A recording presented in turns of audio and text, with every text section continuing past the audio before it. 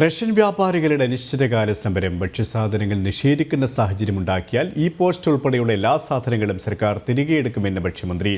ഇന്നും വ്യാപാരികളുമായി ചർച്ച നടത്തി സമരത്തിൽ നിന്ന് പിന്നോട്ടില്ല എന്നാണ് തീരുമാനം. സമരം അനിശ്ചിതകാലമായി തുടരുകയാണെങ്കിൽ ബദൽ മാർഗം കണ്ടെത്തുമെന്ന് ഭക്ഷ്യമന്ത്രി GR അനിൽ പറഞ്ഞു. കടകൾ അടച്ചിട്ടുകൊണ്ടുള്ള പ്രതിഷേധത്തിൽ നിന്നും റേഷൻ വ്യാപാരികൾ പിന്മാറാതായതോടെയാണ് ഭക്ഷ്യവകുപ്പ് കടുപ്പിച്ച നിലപാടുകളിലേക്ക് കടക്കുന്നത്. റേഷൻ കട അടച്ചിട്ടുകൊണ്ട് പൊതുഭക്ഷ്യ വിതരണം തടസ്സപ്പെടുത്തിയാൽ POS മെഷീൻ ഉൾപ്പെടെയുള്ളവ സർക്കാർ പിടിച്ചെടുക്കുമെന്നും മുന്നറിയിപ്പുണ്ട്.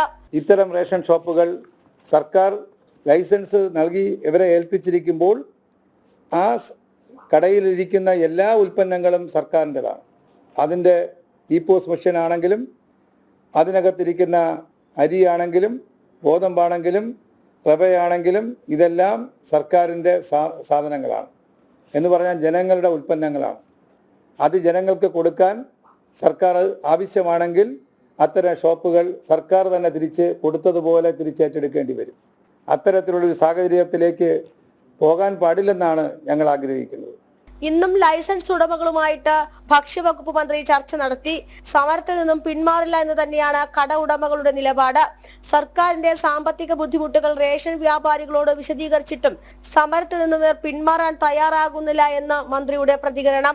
സർക്കാരിന്റെ സാമ്പത്തിക നില അത്ര ഭദ്രമല്ലാത്ത ഒരു സാഹചര്യത്തിൽ ഏത് മേഖലയ്ക്കാണോ ഒരു വേതന വർധനവിന്റെ വിഷയം അംഗീകരിച്ച് അല്ലെങ്കിൽ ചർച്ച ചെയ്ത് അംഗീകരിച്ച് മുന്നോട്ട് പോകാൻ ശ്രമിച്ചാൽ കേരളത്തിലെ എല്ലാ വിഭാഗവും അതുമായി ബന്ധപ്പെട്ട വിഷയങ്ങൾ ഉയർത്തിക്കൊണ്ടുവരും. അത് അവരോട് ആ പ്രയാസകരമായ സാഹചര്യം ഞാൻ വിശദീകരിച്ചു കൊടുത്തതാണ്. അതുകൊണ്ട് നമുക്ക് കുറച്ച് കഴിഞ്ഞതിന് ശേഷം നമുക്ക് അത്തരം ഒരു വിഷയത്തെ സംബന്ധിച്ച് ഗൗരവമായി കാണുന്നുണ്ട്. അത് പരിഗണിക്കാം എന്നുള്ള ഉറപ്പാണ് അവരോട് നൽകിയത്. എന്നാൽ ആ ഒറ്റ വിഷയത്തിൻ്റെ പേരിൽ അവർ കട അടച്ച് ജനങ്ങൾക്ക് അരി വിതരണത്തിൽ നിന്ന് പിന്മാറുന്ന ഒരു നിലപാട് സ്വീകരിക്കുകയാണ് എന്നതിൽ ഉറച്ചു നിൽക്കുന്നതാണ് ഇന്ന് വൈകുന്നേരം വരെയുള്ള ഒരു അനുഭവം.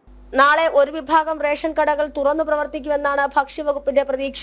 ഇല്ലാത്തപക്ഷം ഈ മാസം റേഷൻ വാങ്ങാൻ കഴിയാത്തവർക്ക് അടുത്ത മാസം 10-ാം തീയതി വരെ റേഷൻ വാങ്ങാനുള്ള സൗകര്യമൊരുക്കും. ജനങ്ങൾക്ക് ഭക്ഷ്യവിതരണത്തിൽ ബുദ്ധിമുട്ടുണ്ടായാൽ സർക്കാരിനെ അറിയിക്കാനുള്ള കൺട്രോൾ റൂമുകളും ടോൾ ഫ്രീ നമ്പറും ഒരുക്കിയിട്ടുണ്ട്. ജനം, തിരുവനന്തപുരം.